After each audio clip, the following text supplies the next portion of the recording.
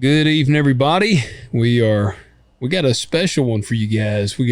Yeah. We thought we were gonna do this a week ago, but yeah, we're making it happen now. We are joined by Major Payne himself.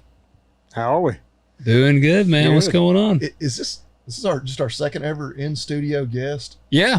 Yep. The other one was, I guess, Lee was the other one. Yeah. Nice. Yeah. You're our first straight guest. First, yes, That's right. Yeah, Yes. Yeah. Definitely be the best for sure.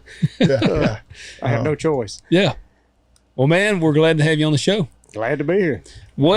So, we got a lot. Well, before we get into the nuts and bolts there, first, I got a couple of things I need to dive into, and we need to also give a shout out. Yeah. Obviously, like we like to do every week, shout out to agzaga.com, your online source for just about anything you need. I'll tell you, actually, I put in an order yesterday. I ordered a big toolbox to go on my truck. Okay. I've been needing one for a while. Finally, my plastic box or whatever, my big tool set came in. It finally Deteriorated. Yeah, it was struggling for a while, and I was like, yeah. And I got one. I got to get it on there.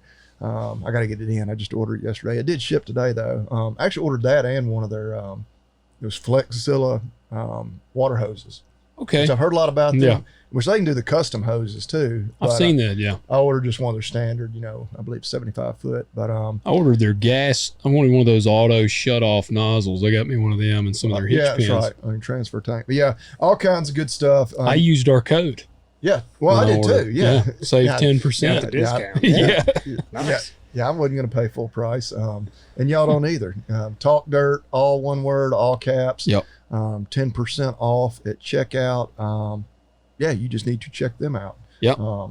Agzaga.com. Yeah, looking forward to getting that toolbox in and getting it all set up. May have to get you to do some welding. Okay. Are we going on your service truck? Yeah. Gotcha. So I'm bolted on.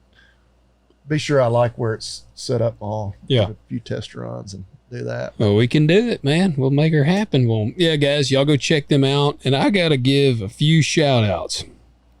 So we got a few listener questions. Probably won't get into those tonight. We'll probably save those for next week. So y'all can just chill out for just a second. But send us your questions, talkdirtpodcast.com, the contact page. But we got, man, people are they're crushing it on the reviews, man. We got, we're up to like 142. See, 142, 143 on Apple. But I got to say, man, our Spotify listeners, I guess, caught on because we're up to like nearly 100 now. They all of a sudden were like, all right, we want a little cred over here. So, hey, and we don't mind people double dipping. No, yeah. I've got both apps on my phone. I do too. You have to have Spotify if you want to listen to Rogan. You know what I like that Spotify does? You have to actually listen to like some of the show before you can rate it. Yeah, and that does make it a little more legit. Yeah. Well, like if somebody just hates you, like if you share something, they just hate you, they can't just be like, they got to at least suffer through some of the show before they give you the star. So that's less than 60 reviews. We got exactly a month to get 60 more reviews. Come on, man. Show them where you're at. On the skullet. Yeah. I feel like I'm months away still. That is nice. But I'm approaching comb over status. I know you are, man. You are. Are you going to quit wearing a hat? Well, I mean, I don't. Well, you don't wear one to work, do you? Yeah, like I can't wear which is weird because I normally always wear one to work. Yeah. Because I never had any hair to have a hat head. Yeah. But now I'm like, well, I got enough hair around the edges now that it's obvious I've been wearing a hat. So I'm like, at some point I have to quit wearing a hat. I'm like, what's your hair status? Thinning Quickly. Yeah. Man, well, Logan's just a hairy dude. You don't have that problem. I have no lack of hair anywhere. I was built. Oh well, mine it leaves my head and comes to my nose. Goes to your nose, yeah, and out your ears. The older you get, you find hair in places like, where did that come from? Yeah. My nose is the one that annoys the crap out of me. Mine grows plumb up to my eyes. Like I don't know if y'all's beard stops, but mine will grow all the way up to like right under my eyes. You're made for the Arctic Circle. That's what I was gonna say. I'm like an Iceman over here. I'm the Yeti, But I want to give a couple shout outs here. So, we told people quit slacking, leave some reviews. The Shack leaves us one. He says, slacking. I'm getting off the slack wagon. Mullet on, fellas. And gave us 5 stars. We appreciate it. But it is the skullet, not the mullet. Well, you can do the mullet. Man, I'm going full blown. What was the dude on Remember the Titans? What they call him with the long hair? Sunshine. Yeah. I'm just going full blown sunshine. Another guy here. This one's cool. He said, just found you guys yesterday. I've listened to 10 episodes already. Y'all do a phenomenal job listening from Granbury, Texas. SJA Cattle Ranching. We have a 900 head preconditioning yard and a cutting horse training facility. Thanks for the entertainment and information, Lonnie. That's a hell of a setup. Yeah. 900 head preconditioning yard. Yeah. He might be nearing the BTO status. Yeah. We won't hate on him though. And there was one other that this one was just really cool. Got to give this guy a shout out. All right. Here we go. Todd Bailey. Got to read his. He sent us an email and thought this was pretty sweet. So Todd Bailey, not sure, boys, if I'm your only Aussie listener, but love your podcast. I don't know how to read this in an Australian accent. I don't know if any of y'all got a good Aussie accent. He said, I'm a diesel mechanic by trade, married a great lady who is a cattle producer. And man, Todd, if you're listening, we want you to write in here because this part confused me and I guess you both. He said, cattle producer, we are leasing 300 square mile station.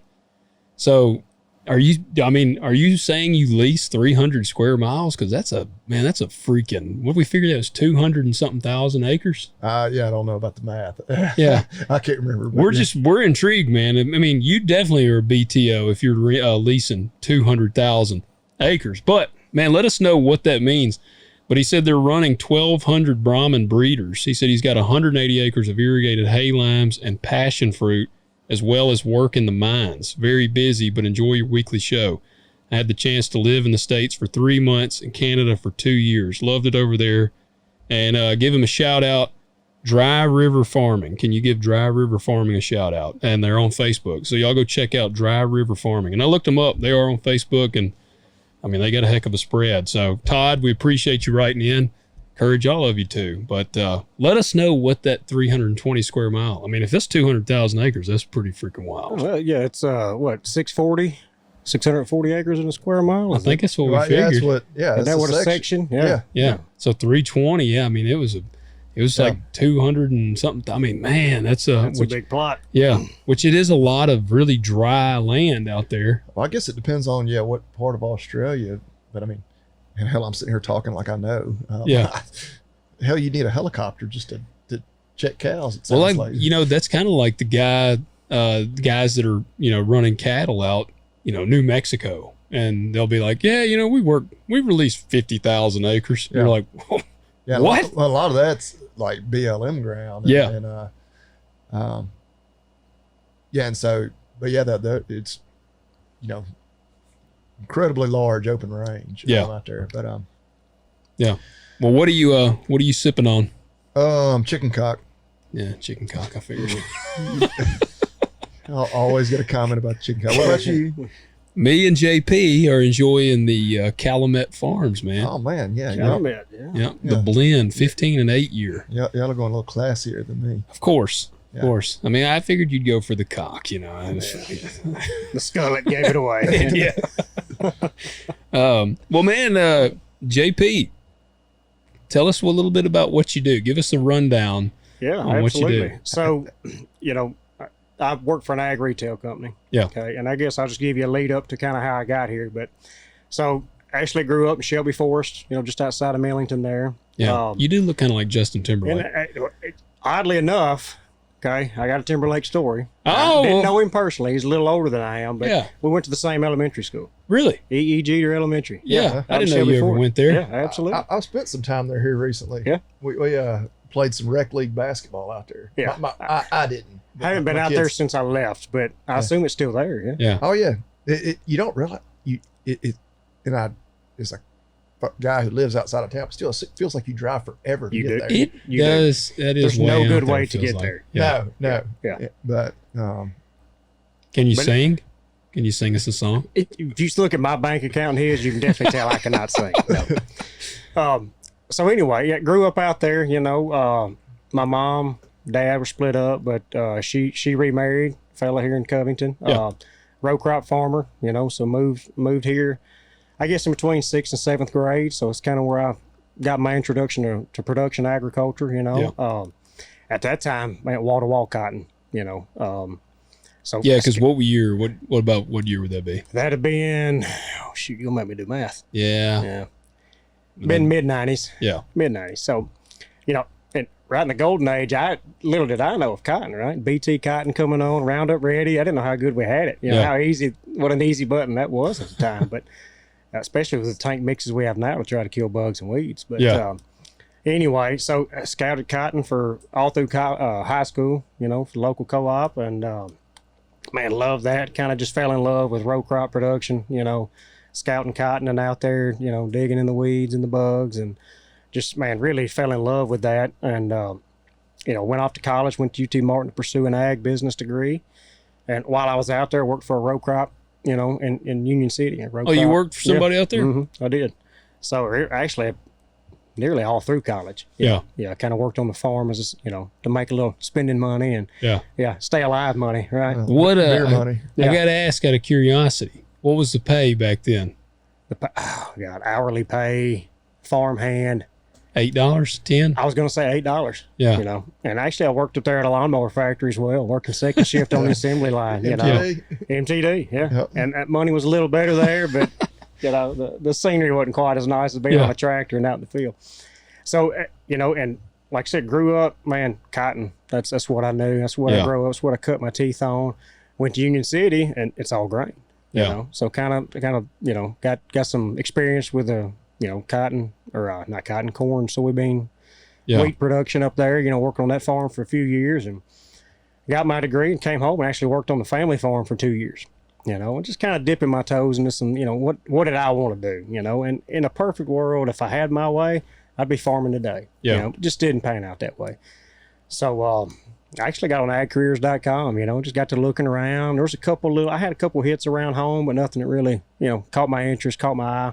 Nothing I really bad wanted to do. And come across a job and, put in an interview, a resume, and got a phone interview and another phone interview, which led to an in-person interview, and wound up being a supplier for the company I work for today. So built some relationships with the company I'm with now, and got to know some people. And actually, in between the jump of where I am now and this first company I'm talking about, I sold crop insurance. I was going to say, you worked with our buddy Lee that we've had on here. And you really enjoyed that, didn't you? I love that so much. I was there about 10 months. Yeah, I remember that. Hey, look, going into it, I knew, hey, this probably in my cup. A lot of paperwork, very, fine tooth comb. You got to make sure all the I's are dotted, T's are crossed. And I knew going into it, but I was ready to do something else. The job I was in, the territory just kept getting bigger and bigger and bigger. And I eventually had all the way from Missouri Boot Hill, all the way down to Louisiana, all the way over to New Mexico. Yeah. Which is fine. Great people I worked with, but I was wanting to get something a little closer to home. Are you getting kind of into family? That's right. That's right. Family, that sort of thing. It makes it tough. It does make it tough. But anyway, wound up coming back home. The company I'm with now was the company I was a rep for. Yeah. We were a supplier for, so forged some relationships there, and it paid off in the long run because I came back after the crop insurance stint and said, man, you got to find me something. It's God bless them. You got to have them. You got to have the crop, but it's not my cup of tea. Yeah. Well, I've heard you say, like nobody ever wants to see their crop insurance agent. There's never a good phone call. It's never, hey, I'm just calling to sell my crop insurance agents. Yeah. It's just, No, yeah. Not a lot of those. Yeah, you're saying if we call a crop insurance agent? Or do you mean if the agent's calling me? No, if a farmer's calling you, it's generally not just to shoot the shit. How you doing? I had, in all, I guess in 8 or 9 seasons, I don't think I had ever made a claim until last year. And that was when my corn shelled 83 bushel across the board. Yeah. And that was when I was like, all right, well, I'm going to have to make a claim. So the one year I jumped into it was at 11. We had the bad drought. Yeah. 11 or 12. 12, I think. Well, no, 12's when we had the really 12, we had the flood. Yeah.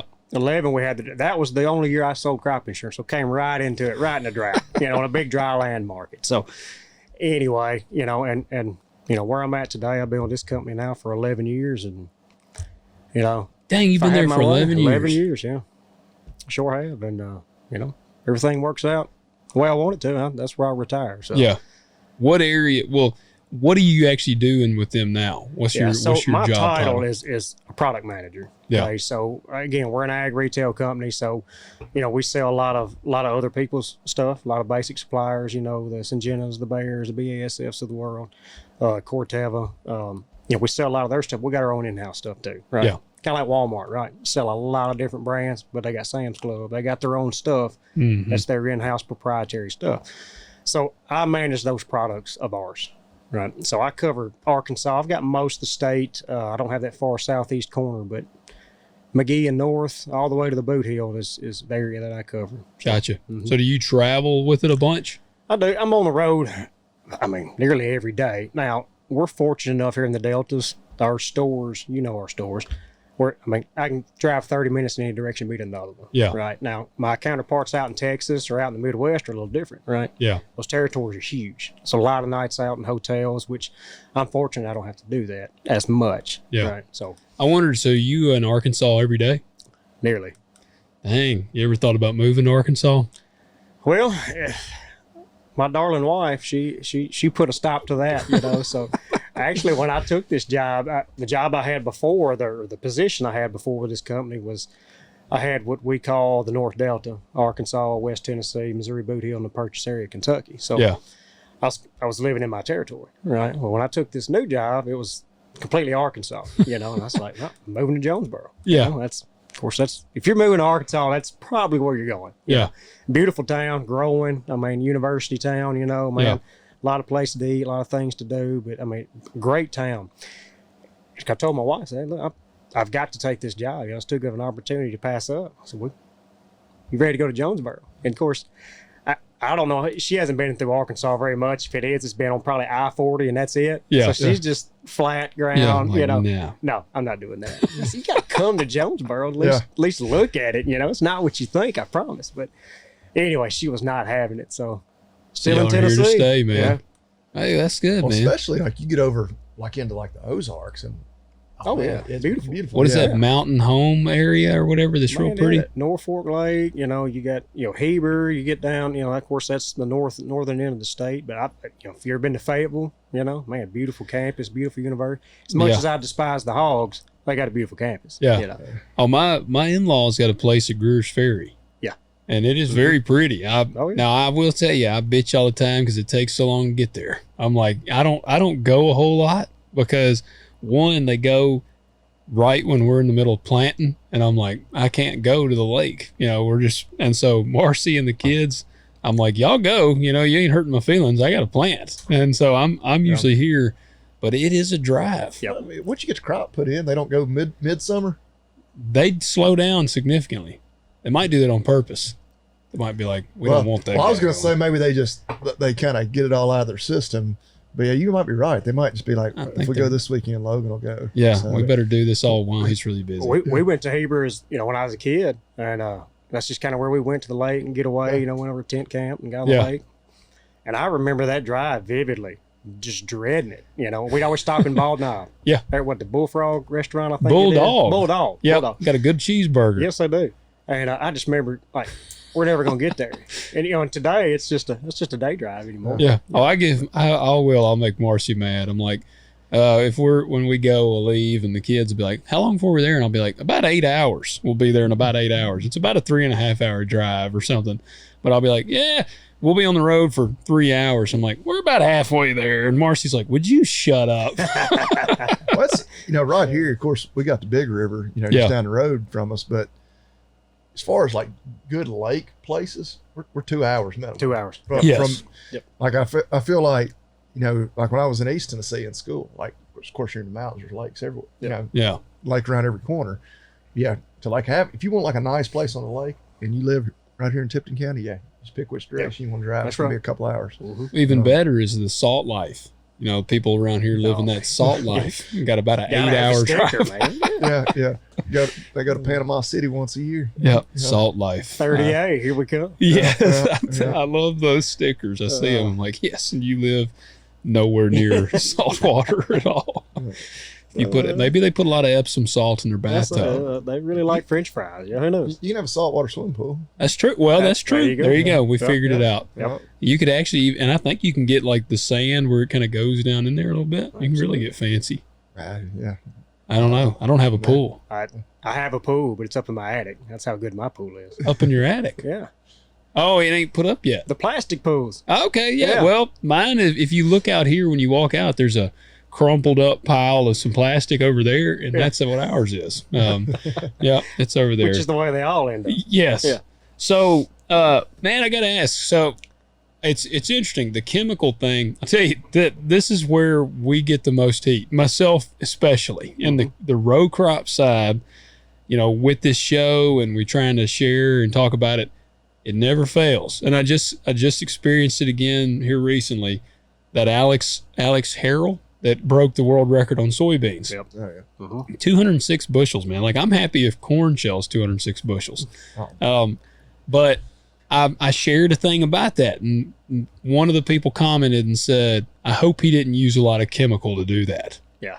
And read the article. Yeah, I'm like, you realize they pulled tissue samples every 7 days and were applying, like, I'm like, you don't grow that. And somebody did say, couldn't they do this organically? And I'm like, no. Absolutely not. No. Yeah. So I want us to kind of go down that path, if that's a path you would talk about a little bit, like, how do you approach the chemicals? I don't even know how should we even open that one?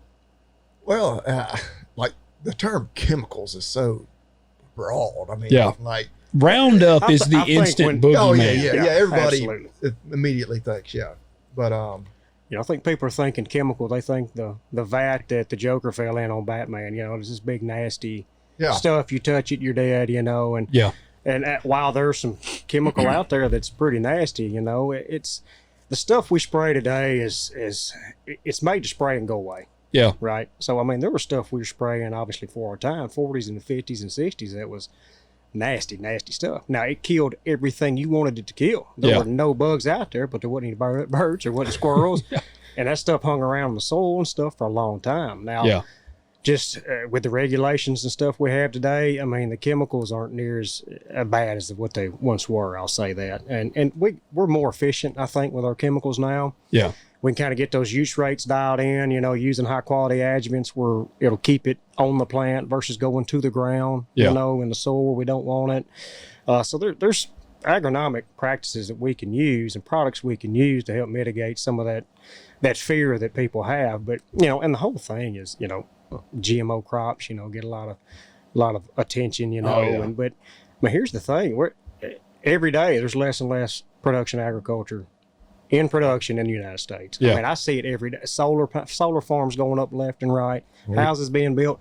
We've got to make more food on less acres. Yeah. You can't do that without GMO crops. You take away GMO crops, the world's going to starve to death. We can't maintain what we're doing with the population we have, on less acres if we don't have these technologies, and that's just the real of it, Right. And that's the whole thing. I forget. I was reading something one time as a climate activist guy. I think he was over in the UK, and he kind of had an epiphany or a light bulb moment where he realized, he's like, you can't be in favor of 100% organic without also being okay with a large percentage of the world simply starving to death. Yeah. And it's a very privileged thing to say that we should go all organic, because a lot of people in this country probably could afford it. Not all. I mean, hell, we got hungry people in this country today. I don't know about that these days. Right. But you're talking about a lot of the world that, like, I mean, that's not an option. Absolutely. They're not worried about whether or not they're eating organic or conventional. They're worried about eating. Am I going to eat? Yeah. Is there food? Staying there? alive. Yeah. But staying alive. Oh, that's, we've always said, people want to eat organic, go for it. Yeah. Like you shouldn't dictate what everybody else is doing. But people eat with their eyes. You go to the grocery store, if you got a tomato sitting there with a wormhole in it, and got end rot on it, and you got this big beautiful lush tomato on the left hand side. Well, there was probably a chemical sprayed on there, to keep that vegetable, that fruit looking the way we want it to look. So you got to take some of that into account too. Oh, my sweet corn. I grow sweet corn, and it's funny. People are like, they'll be like, man, this sweet corn, there's hardly never any worms in the sweet corn. Yeah. And, I'm like, I'm glad to hear that. And then you'll hear some guys that grow organic, and they'll be like, man, things are just covered up with worms. And it's like, well, that's because one is is earworm resistant.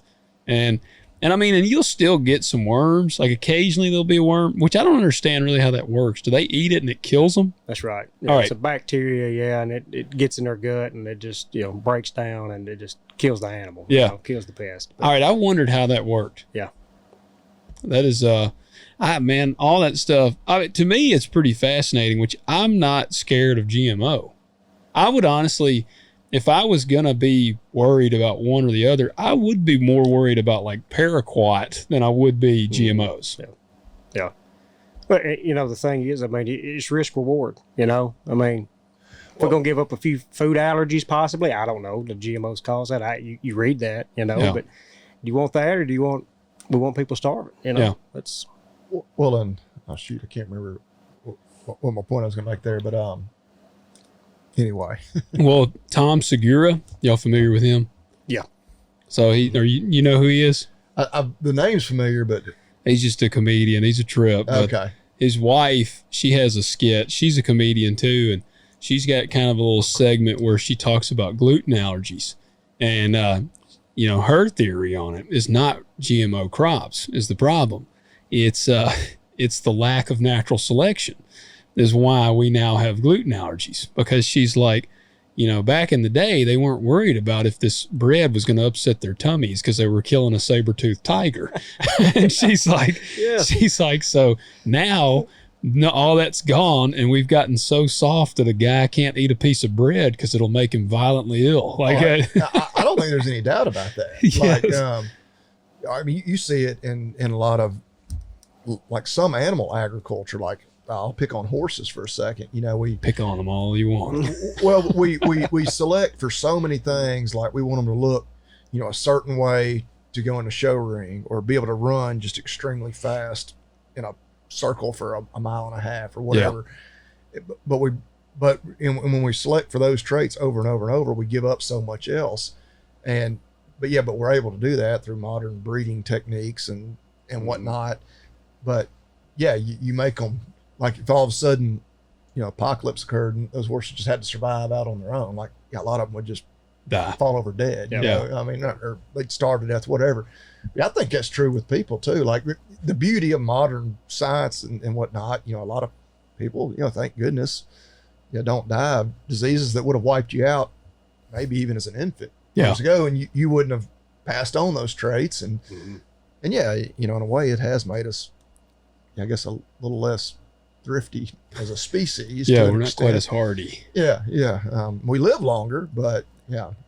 No, it's funny. I was out west turkey hunting this year, and I remember sitting in the mountains, and I was just, as rough as that terrain is, even us. I mean, as soft as we've got, people come out here in covered wagons and horses and mules, and they put up camp. They survive. They raised families. Man, dude, we wouldn't last 3 days out here without, our little stoves and our big canvas wall tents. And, they let out school early last week because the school buses don't have air conditioning. Yes. Yeah.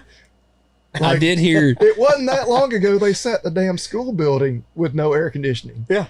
And I guess they could raise the windows, but that school building wasn't going 40 miles an hour. I did hear another theory on that. Well, it's like, half the kids got asthma nowadays. No.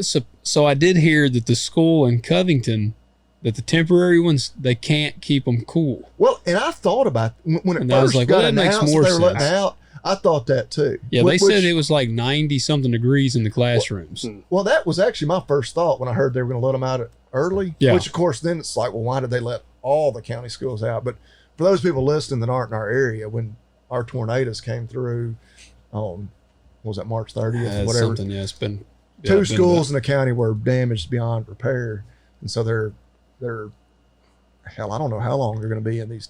They say 2 years. Yeah, because they hadn't really started tearing down the old schools. I don't think they can I yet. talked to somebody about that. I was like, why haven't they? Like, what are They got to waiting on? investigate. I think the state has to have like not an investigator, but I think the state has to have somebody come out. I mean, that's all you need to say is government's involved. But like, I'll be damned. It's been what, April, May, 5 months. Well, let's see. Didn't you buy a farm through FSA?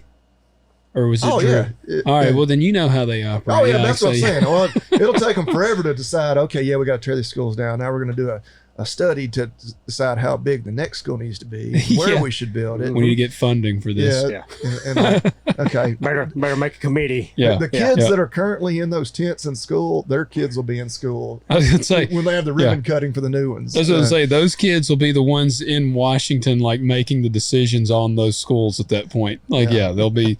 Yeah. But the point, our kids, well, they go back to that. Like, that would really suck to be in one of those buildings. But I mean, it wasn't that long ago that no schools anywhere had air conditioning. That's right. I mean, Yeah. For the vast majority of human existence. Now, that being said, I don't want to sit in a 90-degree room all day. I don't either. Here we are with the air conditioner wide open over here in the window. And see, we used to record in here without that thing on before I had kind of figured out this editing thing real well.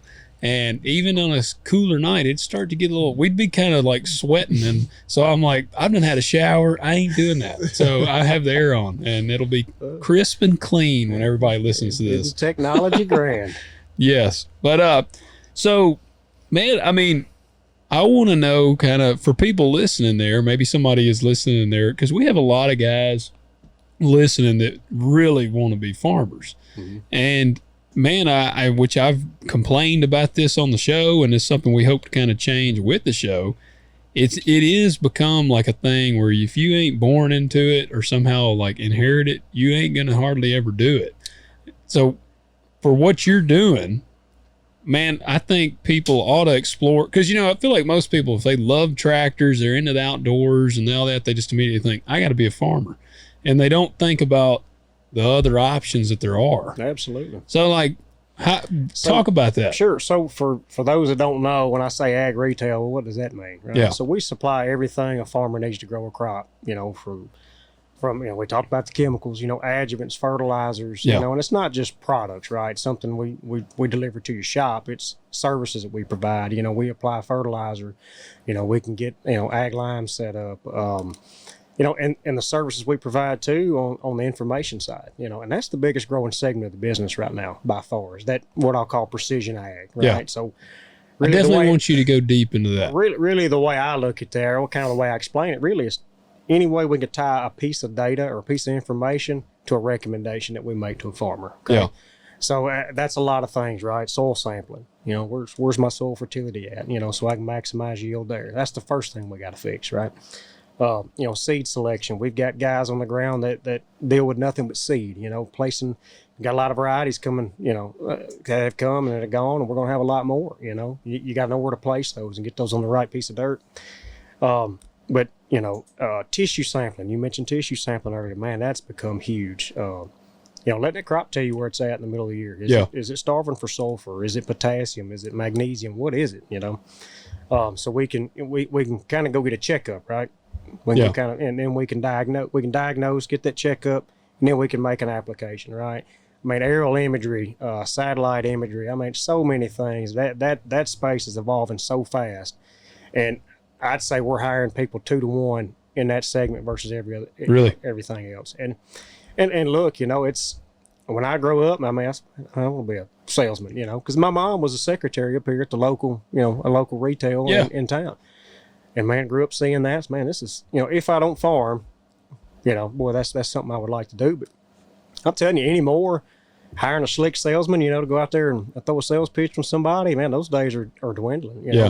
We're hiring agronomists. That's what we got to be, right? Because we got to make more yield on less acres. So we've got to be making recommendations that are very sound. And that, I definitely get that, because my rep that I deal with, dude, I call him and ask him all kinds of stuff, and And unfortunately for him, like, it don't matter, even with my pumpkins, like, I'm calling him like, hey man, I'm out here messing with this. And now he may be like, oh shit, I don't know, man, hell. And like, then we start trying to figure it out. Yeah. But look it up on Google. Yeah. But don't do that. But hey man, I deal with that in my line of work too. Yeah. I know you do. Yeah. Well, I was trying to get him to x-ray my child this morning. He was. Yeah. But when you first called me, I thought it was going to be you. I thought I'd been like fall off or something. Yeah. You were servicing the combine and fell off of it, broke my arm. Yeah. Bone is sticking out, but I think I need an x-ray. Yeah. I think it's broke. Yeah. But that is, and knowing where the seed goes. Well, that's why, and Bobby Lee and I talk about this. We make fun of this a lot. Old Mike Bloomberg, when he made his little dumb remark, you just stick a seed in the ground and truck on. And knowing where the right stuff goes, which I was going to ask, man, did y'all do much of the decal, the 6835 in Arkansas this year? Oh, I'm not sure about that particular number. Like I said, we don't have a proprietary seed. Yeah. So I don't deal with the seed. That's not a number I don't think is very widespread in Arkansas. Now, of course, we're a little different market than you are. You got rolling hills and dry land over here. We're 95% irrigated. Yeah. On growing corn on beds over there. That's true. For irrigation. So a lot different, farming practices over there. So we typically run some different numbers over there. Now a lot of them do overlap, but man, the corn yields are knocking it out so far. Now there's some outliers. There always are, but no, it's been good. But kind of back to the ag retail thing, and I'd say with our company, for every one sales training we have 5 agronomy trainings. Yeah. Again, just because that's where it's got to go. We got a new generation of farmer coming on. For sure. Guys our age, millennials, that kind of thing, and and this still is a relationship business. I feel like it always will be, to an extent. Yeah. But I'm going to tell you, I feel like, and this is not a rubber stamp, it's not every situation, but this grower coming in now is less relationship driven, like daddy or granddaddy probably was, and it's more data and information driven. Yeah, right? Really. But I mean, but it makes sense, because we're so data driven. All of us are, right? Yeah. Because we got a computer in our pocket 24/7. We need information. We can get to it, and that's what these guys want. They want information. Yeah. Right? And I think that's got a lot to do with it. But we got to be that resource for them, because there's so much information, so many new products. There's segments of this business, product wise, that are growing at an exponential rate. These biostimulant type products. It's not just NP and K anymore. You know? Lime in the fall, throw NPK out. We're not gonna get what we want to be anymore like that. But there's so much out there. We want to be that resource for a grower to make sound agronomic recommendations, and that's what we strive to do. Well, that's why I encourage guys, really, because we're also seeing the age of basically Amazon for agriculture, which is kind of, I'm not hating on this, but that's kind of what Farmers Business Network is. Mm-hmm. That's what I've always kind of considered. It's like the Amazon of ag. And, and I've had guys that are like, man, I know you can get so-and-so cheaper through FBN. Yep. And you might can, but one of the things I can't get is I had some chemical damage on some beans this year. Mm-hmm. Called my rep, and he came out and he was like, I'll be out there in about an hour. And he went out and looked at them. And we both kind of, and he was scratching his head, figuring it out, and working with me. And we've had that issue in the past, and they were like, this was a problem on something, we're going to take care of it. Yeah. And you ain't going to get that when you're dealing with these. You might get the cheapest price, but you're not going to have it, because we've heard of some horror stories where guys had that situation happen and they were using FBN. Who they calling? Well, the old adage, you get what you pay for. Yeah. And so, we got ag retail locations all around, all over the place in the deltas for sure. But, that's, where else can you get that? We're same day delivery. You call me wanting a total Liberty and a total Roundup. Well, it's there in 30 minutes. Roundup. I said it. Buzzword. Yeah. Yeah. Here come the drones. Yeah. But Monsanto doesn't even own Roundup anymore, for all the people that, Monsanto's the boogeyman. I'm pretty sure Bayer bought Roundup, didn't they? Well, they bought Monsanto. There you go. There is no, Bayer is Monsanto. Yeah. So I like it when people are like, it's Monsanto. And I'm like, yeah, just keep saying it. They don't even, they're not there. Yeah. But, then that's kind of, our pitch, we run into that kind of thing is, man, we're boots on the ground. Yeah. What is this biostim you talked about? Well, biostimulants, and that's just kind of an umbrella word for a lot of different products. Again, it's not nitrogen, it's not phosphorus, not potassium, it's not micros, it's something else, right? Yeah. So stimulating these plants in different ways. So plants have natural processes to help them survive and thrive on their own, right? So a lot of these products can kind of help upregulate those or help shift that crop in a certain direction. Like when we get to reproductive stages, when beans start flowering, when cotton starts blooming, we've got products we can put on that'll help stimulate that reproductive growth that crop's trying to put on. So, hey, okay, it's time to start putting on some fruit. It's time to start making a crop. Yeah. So there's certain signals you can turn on in that plant to help, upregulate that. Now, if you don't have the fertility under it, you don't have the food it needs to go through those processes, and we're going to be lacking. But man, a lot of, and again, it's a very broad term, biostimulant. I say it, but we're looking at microorganisms, working on that living bacteria that's in the soil that do a lot of good for us. There's a lot of those products out there, enzyme type products, plant extracts that we're putting out foliarly. I mean, it's a huge market, but getting bigger every day. Yeah. You go to any of these trade shows, commodity classics, things like that. That's what you see. Yeah. That's what you're seeing. That's what's being advertised as these, what I'm calling biostimulant type products. Well, I was wondering about like you talked about the microorganisms, because I've got a flyer in my mail the other day for some company that's selling like a microorganism chemical or something you can put out. And I've kind of really, I've gotten into the cover crop stuff, and I do try to keep, I actually like having something green all the time. And it's funny, I'm one of the few, I don't know if this is very popular in Arkansas. It's not very popular around here. I'm one of the few guys around here that plants green. And I mean green, like I've planted cover crops that'll be 4 or 5 foot tall, and I'm planting into them. And about the time, because I'll plant them and then I jump in and I usually burn down behind the planter. And then about the time everything's dying off, the beans are coming up, and it's like, so it's a constant green out there. And I like that. And I'm like pretty much 100% no-till, except where I've cleared ground and I'm having to put it back into production. But the microorganism stuff, how does that, what is that like? Would you implement that with cover crop, or is that for the guy that's not doing that and he's trying to still gain? Explain that a little bit. So kind of one thing you're trying to do with the cover crop is increase organic matter. Yeah. Right? That's one thing you're doing there. So that kind of being almost the food, for microorganisms, you're going to naturally have a healthier population out there by doing the things that you're doing. Yeah. The no-till's not exposing those populations to UV and different, the weather. So by doing the no-till, the cover crop, you're doing things already, whether you knew it or not, to kind of help improve that microbial life that we need, that we got to have. Yeah. Because they do a lot of good things for us. But we've really gotten into the enzyme market, which is a kind of a byproduct of when those microbes in the soil doing their thing. Really the catalyst for a lot of the things that they do for us, breaking down that old crop residue, releasing nutrients that are soil bound, that may be, immobilized or not soluble.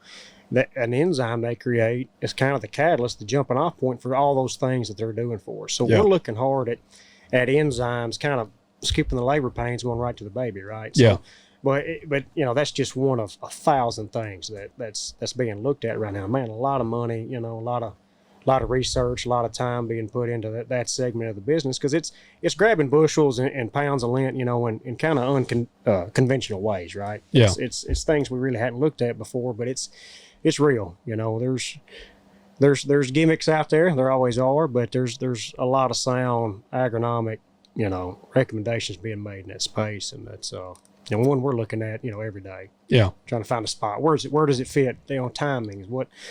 Do I need it in the soil? Does it need to go in the plant foliarly? What's the best application? What's the best timing? Which crops are these working the best on? So a lot of that work is yet to be done to really get that dialed in. But we've come a long way in a short time on those products. Which kind of on that subject, which this might be getting really kind of off in the weeds, no pun intended, but are those compatible like with organic practices? Like, are they naturally occurring organisms? We're just trying to. So, are you asking like, are they Omni approved? Could you put those products on? See, I don't even know what Omni approved. Well, it's just kind of a one of the standardized. oversized. Just kind of hey, that product is organic. It's okay to use on organic crops. That I don't know. I couldn't answer that, but to me that sounds like something that you would think kind of the organic and natural people would be in favor, because it sounds like more or less kind of like a probiotic, like we would give an animal. That big, for a plant. And so, I mean, it's, air quotes, because what does this even mean anymore? But natural, it's kind of a natural way of increasing, crop productivity. Maybe cutting down, which I guess we can go back to what we discussed earlier. Is that considered a chemical? I would. It's in a jug. It's in yeah. If it's in a jug, I would think most people look at it and go, chemical. Somebody with California plates driving by in their Prius, sees you dumping that, they're going to go into rage. Yeah, you're done. Yeah. You are poisoning the world. You are canceled. Yeah. You are poisoning the world. Everybody has cancer because of you. But that might be a good example. Like, it's technically a chemical, but it's in a jug. Yes. Is it a chemical? No. It's Roundup. Yeah. It is Roundup. Anything in a jug that you're putting on a crop is Roundup. Yes. You work for Monsanto. Yes. Yes. That, man, I had something else I was going to say or ask you. That's kind of thrown me off thinking about that. But what about, do y'all deal with much on the cattle side over there? I mean, I don't know, because we try to get them. So that being said, I told Bobby Lee, I said these bastard row crop farmers are ruining it for the cattle guys. Hey, look, pasture's a big business out west. You get Texas and Oklahoma, and that's obviously over here. It's not as prevalent, but I mean, and that's the thing, that people get hung up on sometimes. We go talking about especially like a fertilizer, these biostimulants. A lot of times if I'm talking corn, like, well, does it work on wheat? Well, these plants in general have, a lot of the same processes it's going through. It's got to have nutrients, it's got to have water, it's got to have sunlight to survive and thrive. So, a lot of the things that are good on one crop's good on another. All that to say, I mean, if you're trying to grow Bermuda hay, I mean, a lot of these things we're doing in row crop, would bleed over, and a lot of things do. So, again, I don't get into a lot of the pasture myself. I'm very row crop focused in what I do. But you get out in Texas, Oklahoma, and those guys are, they're talking pasture regular. Are they tissue sampling pasture ground like they do row crops? Oh, sure. Now, explain a little on the tissue sampling, because I'll toot my own horn here a little bit. I was one of the first guys in our area to get on board with the whole farm. Because I didn't know that, and Micah was like, "Man, you are actually our first whole farm guy." Guinea pig. I know. And I said, which it blows my mind, because these other guys are not variable rating very much stuff at all. Like, there's still very much a mindset. Guys are like, man, just, I want this, just blanket across the field. I don't. And I like the variable rate because, again, working with my agronomist, they go out, they do the soil samples on it. I don't remember what their spread is on the samples, but they're doing these samples, and then they set up a prescription for me for each farm. Yep. So, a lot of ways to come up with a variable rate prescription. The way we do it, we're mapping out soil types. Yeah. And grid sampling, what you're doing, essentially you're trying to poke enough holes in the ground to find those changes in the soil, right? Yeah. And we've got old NRCS soil maps and things we can use, but depending on where you stand, and those things, can be accurate and they can be very off. Done a long time ago, but it was the best thing we had for a long time for sure. But we got technologies now. We can map out soil types. Yeah. So we can find that heavier spot in the field. We can find that sandier spot in the field. Fertility needs are going to be different, right? Your pHs are going to be different. What you need there, sulfur is going to be different, potassium, phosphorus. I mean, you name it. It's going to change throughout that field. Yeah. It only makes sense, right? Put more fertilizer where you need it, less where you don't. Just trying to be more efficient with that. So that's a big piece of the whole farm that you talked about. And look, that's the basis for everything that we do on my side is fertility. That a lot of times a grower calls me or we sit down and we're talking about a problem field, it's like, man, the first question I ask is, do you have soil tests? If that's where we're putting the seed, right? Yeah. We got to figure out what's going on there first. We can eliminate some things there, then we can move on to other things. But boy, that's where we got to start, and that's where we put a lot of focus. Yeah. Yeah, that one of the things that I'm going to have to get into more, or unfortunately I know I got to do, I've got to have some lime. Man, I'm due for lime on some fields. Lime is just that's just not one of the fun ones, like. It's not, but that pH drives a lot of stuff going on in that soil, especially as far as nutrient interactions and how all that's taking place. Well, pH is a big driver on that. So, and variable rate lime is a no-brainer. Yeah, that's pH can swing wildly, within a field. Yeah. So, and if you got a spot in the field that's a 5.5 pH, then you got another spot that's a 7.2. Well, you go put 2 tons on that 7.2, well, you're causing some other problems, right? Yeah. Because you're driving the pH up higher than it needs to be in some cases. So, when is the time people need to lime? Do they need to lime in the winter? Lime in the fall. Yeah. That's generally the best time, because we're going to go through the rainy season, give that lime time to break down and get in the soil and do its thing. That's generally the prime time to go. Do you hurt your fertilizer, the guy, if you're in a bind because you hear guys that'll lime in the spring and they get in there and lime it before, is that taken away from your fertilizer? I don't think so, no. But it's, it may not have time to completely do what it needs to do on this first crop. Yeah. Right? Depending on rainfall, a lot of different things play into that. But, yeah, if I had my way, and look, time gets in the way, weather gets in the way. A lot of times when the rain sets in here, we're done, right? Yeah. Because it's going to stay wet till April. So, you got to get it in when you can. But yeah, in a perfect world, I'd prefer, fall, winter months. Just give that lime time to break down and get in the soil and do what it needs to do. Yeah, that's kind of what we've always figured. What about on the cattle side, man? Let's probe him on the cattle stuff. This is where I love cheeseburgers. When you asked, I do too. When you asked about do they care about pasture on here, and I was like, no. I was sitting. I remember exactly where I was sitting when of course, it wasn't your area because you don't cover ours. They called me and said they were going to deliver lime. It was February of 2020. Still waiting. Magic. Oh, still waiting. Man, that was COVID year, man. Yeah. Well, that's why I remember exactly where I was, because I was out of town at a conference and like everything shut down. Right. Yeah, that was about when the shit really hit the fan. It really was. Yeah. I'll take some blame, because after they just never brought the lime, I kind of quit hounding them about it. Yeah. But I'm like, so you never got the lime? No, I'm still waiting on that line. And, one of these days, a truck's going to show up. And I'm like, man, it's like I probably need to get them, because I just pulled all my own soil samples, and I certainly wasn't gridding it or anything. I'd pull a sample here and there in the pasture, and I was just like, we'll just average out what I need. That's good. I need to get them to come out, but like the reason I have been able to afford the farms that I have, pasture ground, is because it's those guys are going to be. Oh yeah. Like I remember my dad was the biggest problem he had, or whenever I bought this one farm, he's like, man, I don't want you getting on those hills with the tractor. Oh yeah, you got some goat heels, as we call them. Yeah, you got them. There's no doubt. So I always, like, that's probably why they are eager to come out. They don't want to spread life. They're like, man, we don't want to turn this thing over out there. But you're going to show up in a year or two. There's going to be a big pile of lime sitting in the middle of the road. Now they can do it, because I worked Lee's right across over there. Yeah, that's right across the road. It lays just about exactly behind his house. Yeah, if man. You can spread that. You can spread it in. My dad was scared. He was he was actually afraid. I remember when I'd spray that thing, my sprayer, like at the time the sprayer could widen, you can widen it out real far. And even widened out, you get on some of them hills, man, you'd be like grabbing on the stuff in the sprayer. And you could tell the first year I worked it, the guys that worked it before me, they were even like there was some spots I just left out because it was like just damn near vertical. And I'm like, I ain't working that. And it would be like marks where their combine looked like it had slid like 15 feet down this hill. No. And you could tell they were harvesting like sideways, like on this hill. And we're like, no freaking way. I'm not doing that. Like, I'm going to leave out like 2 acres. Yeah. But yeah, the spreader guy, they probably are like, oh man. But I think they spread out. Don't they widen out too?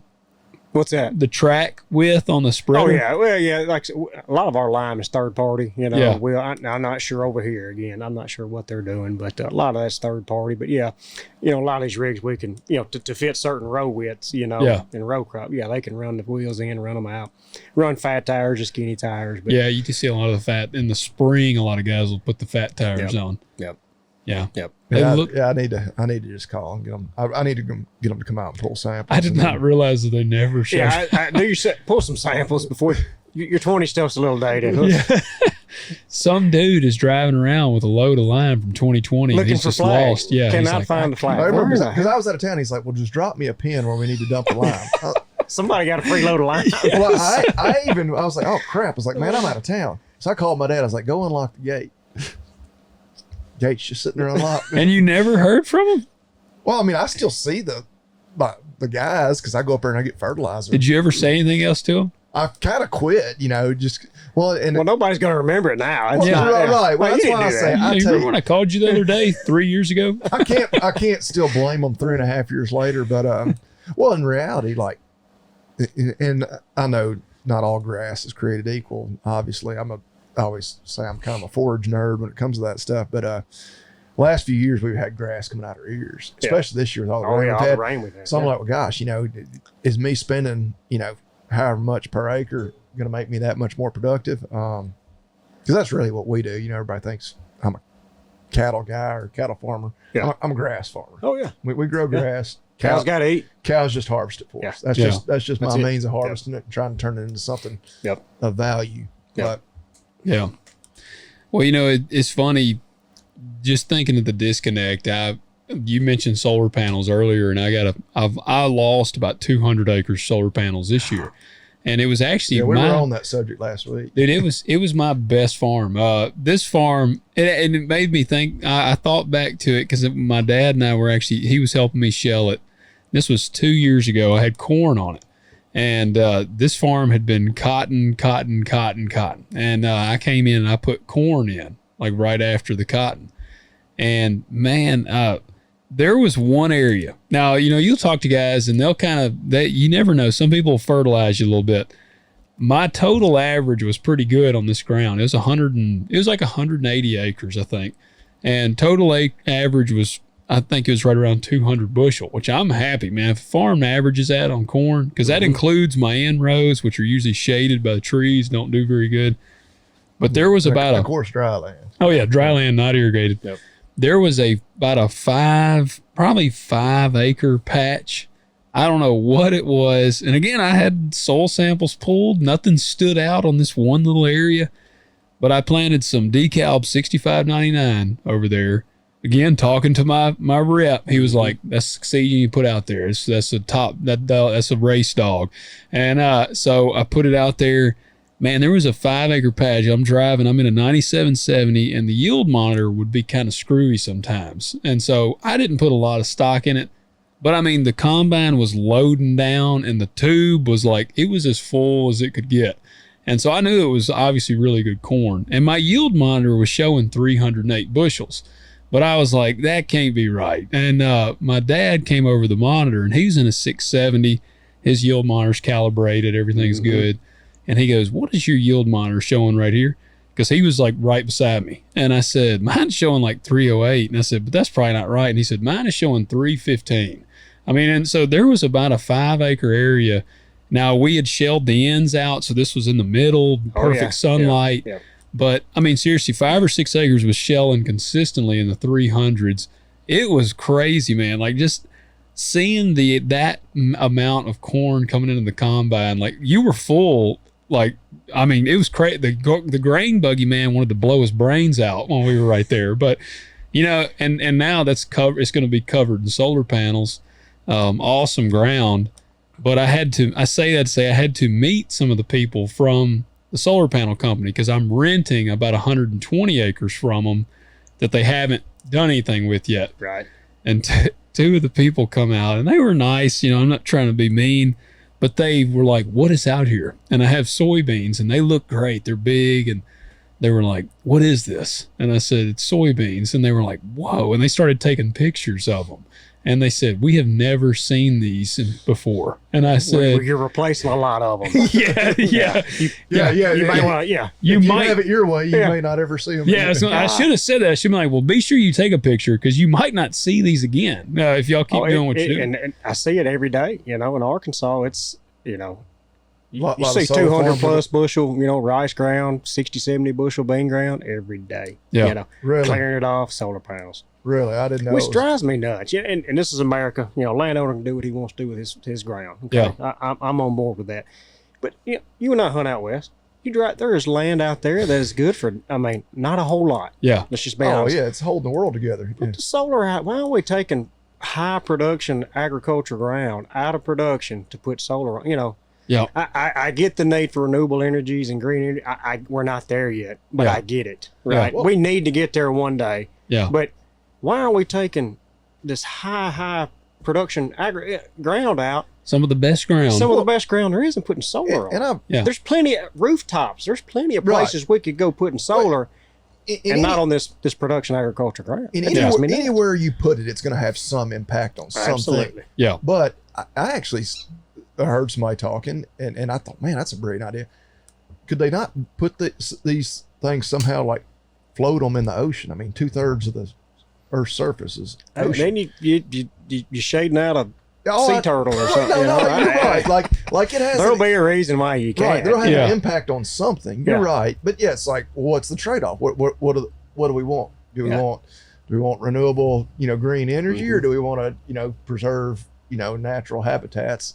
Just as the good Lord made them. And again, there's no perfect fix to all this, but it just drives me crazy. But you're right. I guess because the average Joe driving by that works at the bank, he probably don't care, No. But it just drives me crazy knowing the potential that ground has being pulled out and you getting.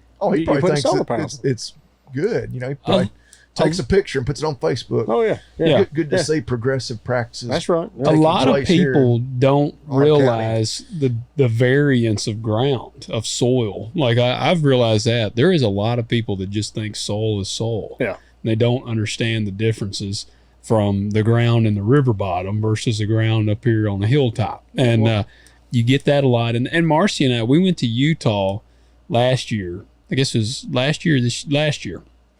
Well, it may have been this year. Yeah, it was a year ago. Okay, I can't keep up with the time. But we went to Utah, and the exact thought I had. We went to the salt flats or whatever, and drove through there, and I'm like, what a fine spot for solar panels.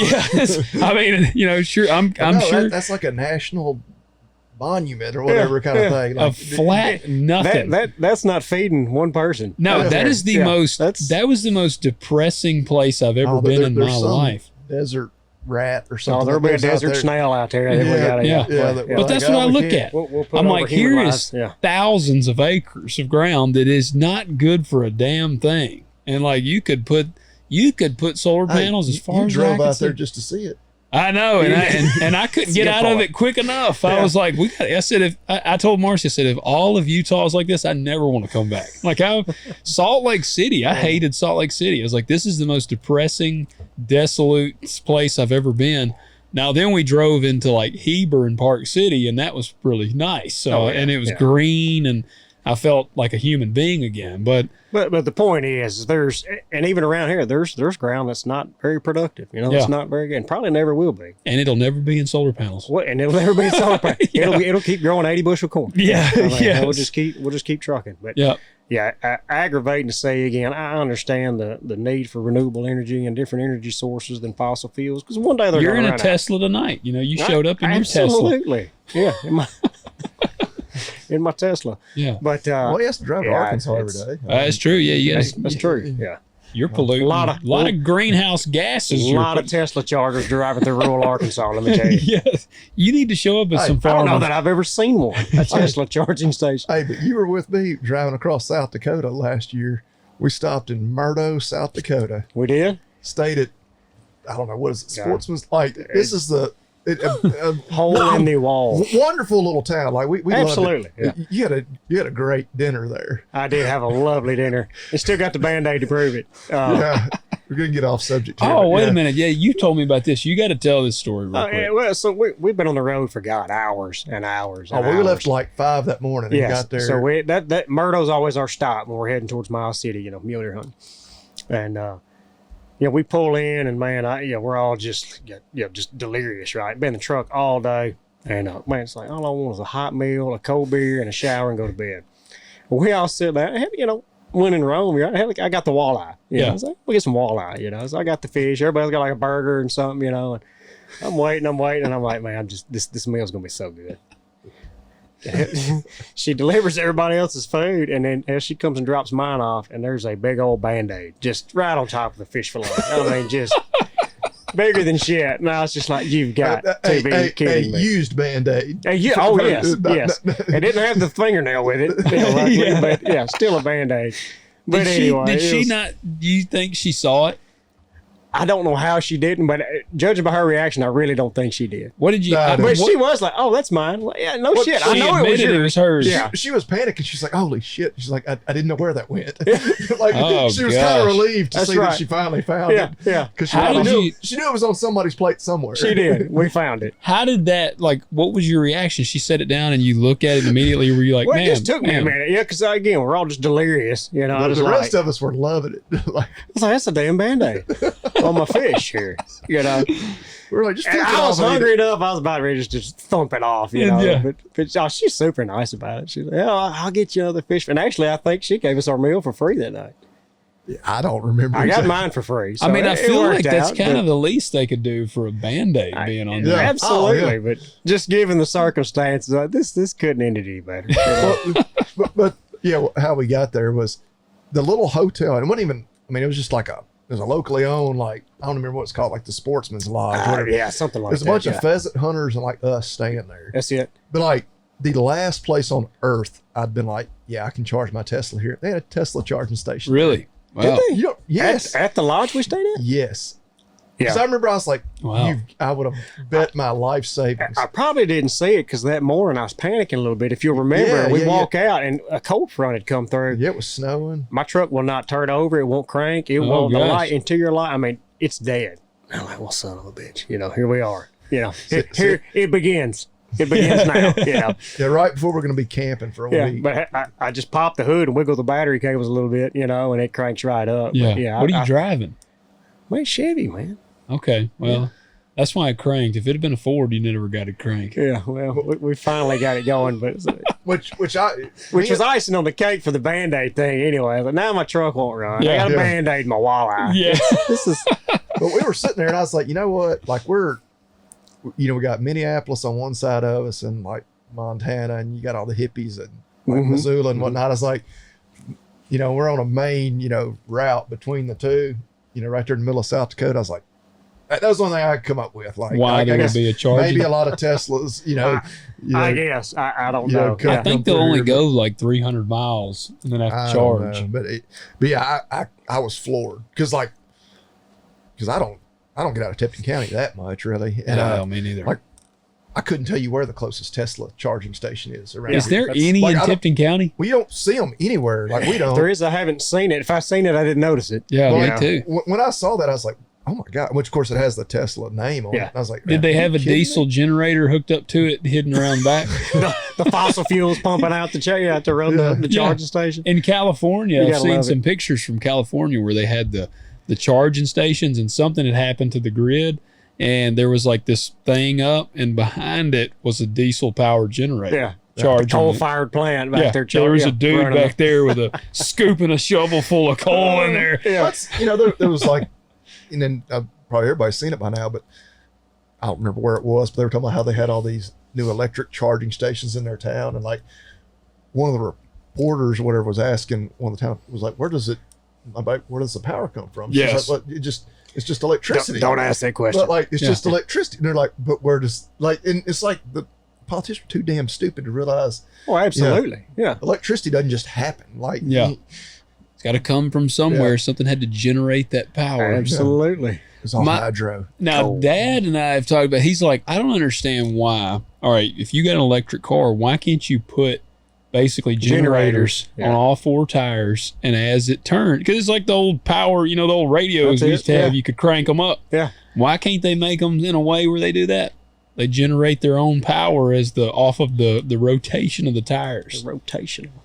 Yeah, I don't know. Somebody listening here, actually, would have to tell us. If somebody did that, they'd be killed. Elon needs to get on it. Elon, even he might be murdered. Yeah. Big oil companies would have them taken out. Yes. Oh, well, there's that. Yeah. Well, man, we're kind of nearing about the end here. Man, it's been a blast having you on the show. Good to be here. I know we'll have to have you back on. Hey, we'll do it. Yeah. Let's talk. We can go down even more some wild stories. We didn't really get down the rabbit holes like I thought we would, so we can do that maybe next time. Yes. Well, we stayed in the path, pretty well. I mean, a Band-Aid here or there. A Band-Aid, those happen. Well, before we close in, I got to ask, man, is Trump going to jail then? We'll go down that path real quick. No. I got faith. That's all you got. That's all we got anymore. Yeah. Yeah. Well, here we go. I don't want to get too. Here we go. Here's my two. I've kind of boiled it down to this. Okay. Either I think the prevailing opinion, and probably the right one in my opinion, is they really are that scared of him, and they being the Democrats, that they're trying to damage, sully his name, whatever, to the point where he won't be a viable candidate. But of course, it appears that they're making him just stronger. Certainly with his base. I don't know about with the middle, but then I think, well, all right, are they like 3 steps ahead, playing like 4D chess here, where they're like, no, we want him to be the nominee. We're going to do all this stuff to kind of force their hand to where they're going to throw all their support behind him because he's like a martyr. I don't know. I don't think they're that smart. We were talking about this earlier. They thought they had a gotcha. I feel like now again they could be playing chess, not checkers, like we were talking about. But like with the mugshot, they're like, "Have we got him, criminal?"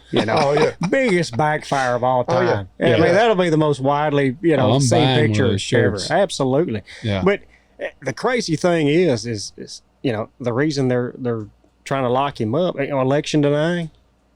What do the Democrats do every election cycle? It's constant. Yeah. It's like you're putting somebody in jail, your political opponent, for something you do. Did Hillary ever concede in 2016? She didn't show up. So that to me, Hillary, Stacey Adams, Abrams.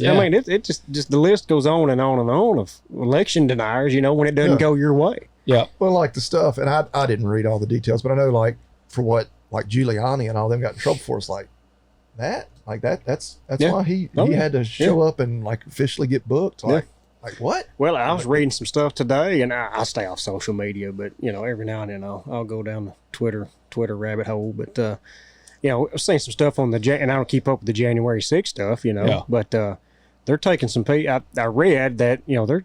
Some guys are there that were there, were at the Capitol that day, are getting sentences more than what like first-time sex offenders are getting. Yeah. Now, what kind of sense does that make? Yeah. Yeah. But it's just the hypocrisy is what does kill me. That Biden and them. I've referenced this book a bunch on the podcast. I don't know if you've ever read it, but it's called Red Handed by Peter Schweizer.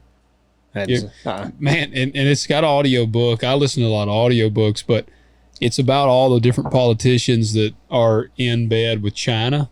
And, man, it's made me like realize Republicans and Democrats alike are just crooked as crap. No doubt. Like, which Mitch McConnell was one of them. I don't think that guy knows. He's even farther along than Biden is down the chain. Man, it's the term limits they got to bring. Well, man, the man's 80 years. Go enjoy the rest of your life. Yeah. What are you doing up there doing all? I don't understand that. Man, there's so many of them that are. And it's sad on one hand, but then you're like, well, you're doing this to yourself. But I often wonder because they've taken so much money from these groups and whatnot. If they ever get out, they're exposed. Well, or like these people that are really the ones calling the shots they're big funders and whatnot. Are like, no, dude. We already got you bought and paid for. Yeah. If you're breathing, you're running again. Yep. Because whoever your successor is, or we're gonna have to go through all the process of getting them in line. Getting in their pocket, compromising them, to the point where they're beholden to us. But you know what happens, because I mean these senators and congressmen, they go in making, I don't know what their salary is, but it ain't millions. It ain't enough to come out worth $100 million. I can tell you that. You know, but it's you know. It is. It's crazy. The writing's there on the wall, but you know, what do you do? I mean, you got to vote for the people that make the sense that you think will make a difference. But term limits, I think, need to happen. But you got to get the people that don't want the term limits to approve. So you get a good one in there, and you're like, shit, term limit. Man, I think it's almost impossible for them. Like, if there are quote unquote good ones, eventually they'll be They get in and they either get in and get out. They're like, this shit sucks. You know, I'm gonna 1 or 2 terms and I'm done. Or they go to the dark side. Mm-hmm. That's what, I've mentioned Eli Crane on the show before. I had him on another podcast and talking to him. He's congressman in Arizona, and this is first term. He was a Navy SEAL, like strong Christian, really good dude. Like I knew people that knew him before, and they all were like, this dude's a great guy. Got in there and I messaged him about, I don't know, a month ago, 2 months ago. And I was like, man, how's it going? You're in Washington, like, how's it going? And he said, he was like, it is a cesspool. He was like, this place is terrible. And so he pretty much said, I'm getting the hell out. Yeah. And that's the sad thing, nobody worth their salt wants to be in politics. Who wants to deal with that every day? You know, and just your family, what they got to go through, and your friends. And and that's the say, it's keeping a lot of good people out that would be really good at that. You know? Well, if you've ever said or done one thing that's like questionable in your life, social media, you're toast. They're going to dig it up and they're going to try to burn you to the ground. If you would remotely rattle the cage, then you're going to be absolutely torched to the ground before you can get in there. Absolutely. So it's crazy. It is. Yeah. You got you got our commander in chief. Well, I will, but hey, I'm going to mention AgZaga again. Oh, yeah. Yeah. Again, y'all go check them out, agzaga.com, all the good stuff. I know hay season's coming to an end, but the bale net wrap. We'll give a shout out. One of our guys, I thought it might have been Bobby Lee. I was driving down the highway here and I saw the American flag bale wrap on some round bales. So we've got some fella, because they're the only ones that have that, I think, aren't they? Well, now there's other retailers. I don't know of any around here. That's why whenever I found them online, and they have super reasonable shipping and all that sort of stuff. And then they run specials, and then you can use cool discount codes like Talk Dirt. Yeah. I was like, well, hell yeah, it's no brainer. I can finally join the patriotic net wrap, fun. But so I don't know. I can only hope that whoever that was, I'll ask around who bales that hay. That'd be cool to find out. And find out if they use it. If not, I'll make sure they do in the future. But toolboxes, I'm gonna have one to check out here in just a few days. But yeah, whatever you need, go online. I had to get on to my wife. She was about to order something from somewhere else. I was like, whoa. I was like, wait a minute. Like AgZaga sells that. Like you can get 10% off. But anyway, y'all check them out. And we start off with 2 words: made in America. I was trying to look here. That's our Made in America segment. We had the Made in America segment, and then he gave us that sound bite. Like, I don't know. Just gave you that gift, didn't you? Yeah, man. There we go. Good for him. It is. I was trying to look. We keep saying we're going to get it on the soundboard, and how long have we been saying that now? We've been saying that for like 2 months, haven't we? Oh, shoot, maybe longer than that. Maybe about I don't even know. I was trying to look. I had a all right. Let me check really fast, because this company I think is all American, and it really, man, with the wildness that's going on right now. And actually, I'm gonna just I got to mention this company. Man, it may not be made in China. It is. It says it's made by China. Dang. And see, that's my thing. Like Well, hold on, wait a minute. This says this is a company that they are selling food that is produced in the U.S. by a company in the U.S., most of which are based in Utah. My whole thing is if I can buy made in the USA, I do. And then from there, I go to ABC, anywhere but China.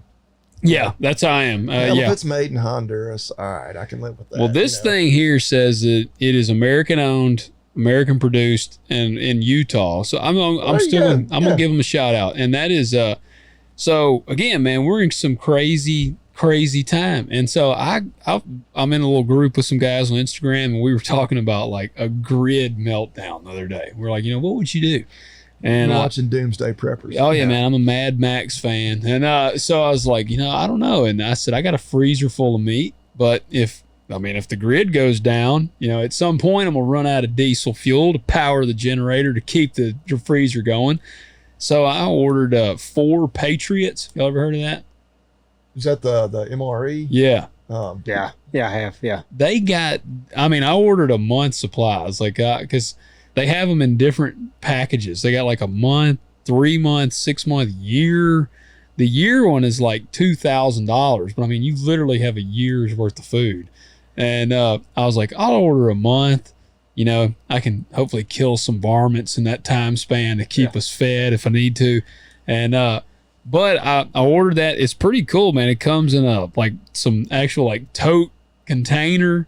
It's got all these MREs in it. It has powdered milk, which Marcy was like, that sounds horrible. Delicious. And I'm like, now you got to remember, this is like an apocalyptic scenario. This is like Terminator 2 shit. Yeah, man.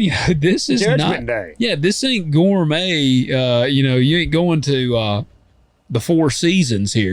We're trying to not die. And so it'd be a luxury at that point. Well, you got to triple your water intake for all the salt that's in these MREs. The sodium would be pretty high. You got to take that into account. They will last like 25 years. Yeah. And that's why I was like, because I say, but that's the thing, because I did watch Doomsday Preppers at one time. Like, it's been a long, but being sure you have plenty of fresh water. In the event that. Well, seeing I had said we got a lot of streams back here. But then I'm like, well, what if they get contaminated? What if we had some fallout situation? Well. Yeah.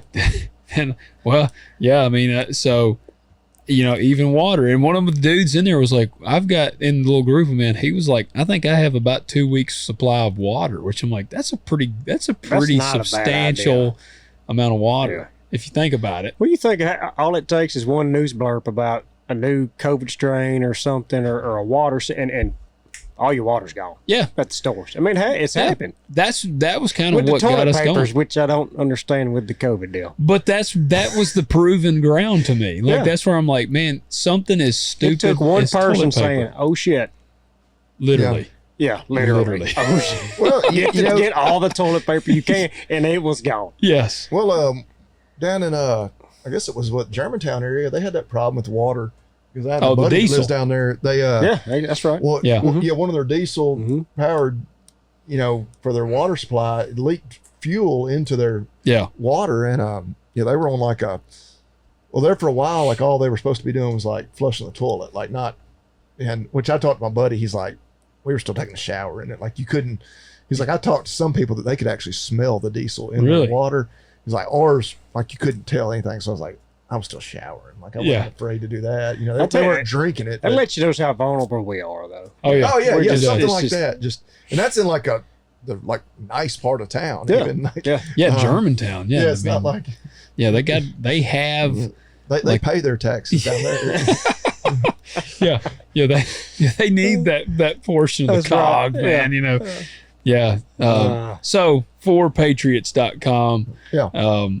If you're a Doomsday Prepper, get you some MREs. Yeah, dude. At this point, I feel like we're just one step away from total anarchy. I don't want you to disclose where you have it hidden and all, because again, in the case of that's right of a major, I know where we're coming. Yeah, but which supply did you buy? Just the 1 month. Oh, you went with 1 month. 4 week supply, and they have, man, like I said, they got like a platinum 1 year supply. It's nice. It comes with it's a huge spread of stuff. I joked last week or whenever you had mentioned them before. I was like, I'm convinced I could go out and I can shoot enough squirrels to keep myself alive. Yeah. And but you're like, well, what if something happens and all the animals are freaking vaporized. All the squirrels are gone. Yeah. In one of my last YouTube videos, I didn't like film me squirrel hunting, but I said something about squirrel hunting and I had the squirrels. You wouldn't believe the comments having people like, I didn't realize you could eat them.